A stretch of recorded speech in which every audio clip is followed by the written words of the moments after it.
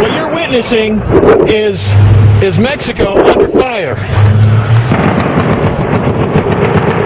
I don't think the drug cartels are after tourists or business people, but if you're in the wrong place, in the wrong time, tragedy can happen. Avoiding getting caught in the crossfire isn't easy for those crossing the border each day. Nearly 50 million made the journey through the ports of entry in the fiscal year 2011 from Brownsville to Del Rio. Those people crossing the border at entry points like here at Los Indios, what it boils down to, families sharing the same roadways as drug cartels moving their loads north. Let's go under fire at the border. Here we are.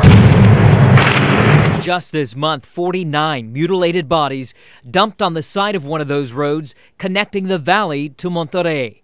Experts say it's not good for business on the border. You hear the term spillover violence, or it's a war zone, and those type of comments really don't do us any good. Steve Alenius is the president and CEO of the McAllen Chamber of Commerce. It's been going on for probably the last 2.5 years, and when it first started to flare up, we definitely saw a drop in bridge crossings and the number of folks from Mexican nationals traveling to our region, to our cities and shopping, and it had an economic impact. Alenius says Mexican nationals bring in about $1 billion in retail sales to the valley each year.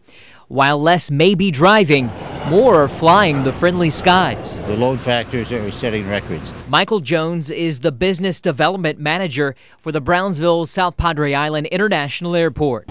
On the border in the Frontera, in Matamoros and Reynosa, there have been problems. You have to pass a Navy base or an Army base, which have been attacked by the drug cartels. And a lot of people do not feel safe doing it daytime, nighttime. Jones says more business and leisure travelers are packing their bags and buying boarding passes, flying right over the drug routes.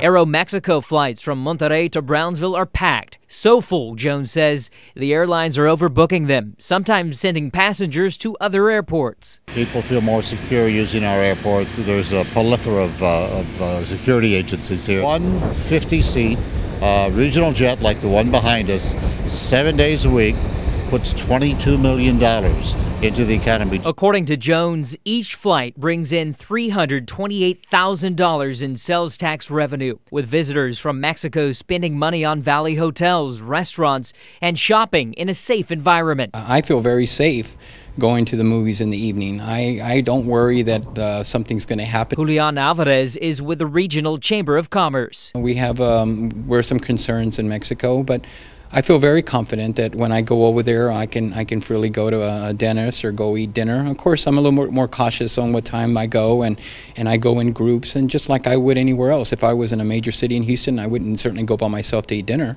and that's the same way I feel about going to Mexico. His mission? Changing the perception people may have of the border so that other travelers will feel the way those from Mexico do. Safe when visiting the valley, and now turning to flying to get here to avoid sharing the road with drug smugglers and putting their lives in harm's way. Another day in Mexico. Along the border, Joey Orta, Action 4 News.